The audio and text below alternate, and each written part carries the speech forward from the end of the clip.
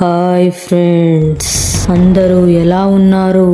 ఈరోజు నేను మీకు నిజంగా జరిగిన ఒక హారర్ స్టోరీ చెప్పబోతున్నాను.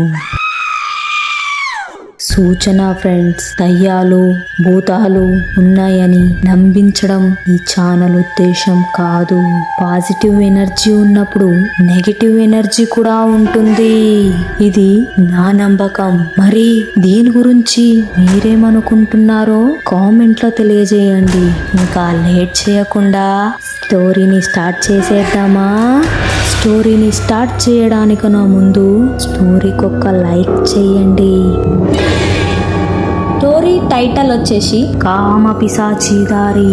అదొక పచ్చని అడవి మధ్యలో ఉన్న కొండా ప్రాంతం. ఊరు పేరు కొండాపురం.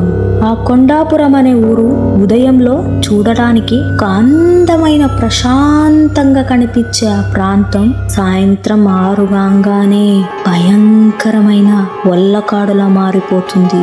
ఆ కొండాపురం అనే ప్రాంతానికి ఏ సారిగా వ్యవస్థలు కూడా లేవు. ఆ ఊరికి వెళ్ళాలంటే 6 కిలోమీటర్ దూరం అడవిలో నడుచుకుంటూ వెళ్ళాలి. దానికి షార్ట్ కట్ రూట్ ఒకటి ఉంది. అక్కడ నుంచి వెళ్తే 2 కిలోమీటర్ దూరంలో మెయిన్ రోడ్ ని చేరుకుంటాం. కానీ ఆ దారిలో ఎవ్వరూ వెళ్ళరు. ఎందుకంటే అదే కామ పిశాచి లేచి ఉన్న దారి. ఆ దారిలో వెళ్ళిన ఏ అమ్మాయిలని తన దాహం తీర్చుకోకుండా వదలదు. ఆడదాని గెజ్జె సప్పుడు వింటే తనలో ఉన్న రాక్షసత్వం బయటికొస్తుంది.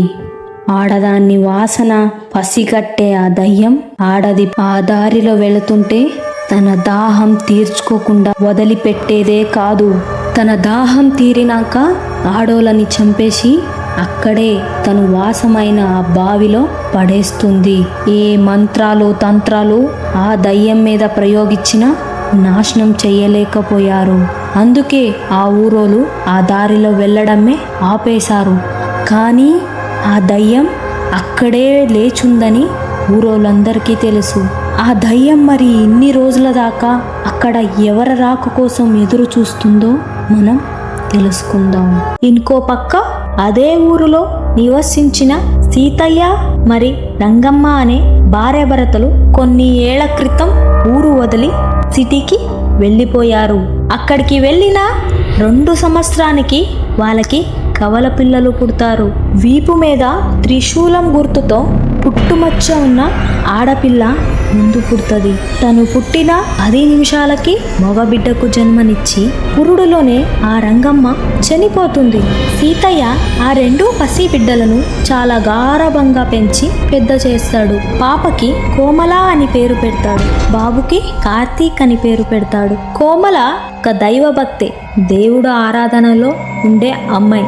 కార్తీక్ మరియు కోమల చాలా అన్యూనంగా ఉంటారు. కార్తీక్ మరి కోమల చదువు ముగించుకొని తండ్రికి సహాయం చేస్తూ ఇంట్లోనే ఉంటారు. చూస్తుండగానే కోమలకి 18 సంవత్సరాలు నిండుతాయి. 18 సంవత్సరాలు నిండిన ఆ రోజు రాత్రి తనకొక్క భయంకరమైన కల వస్తుంది.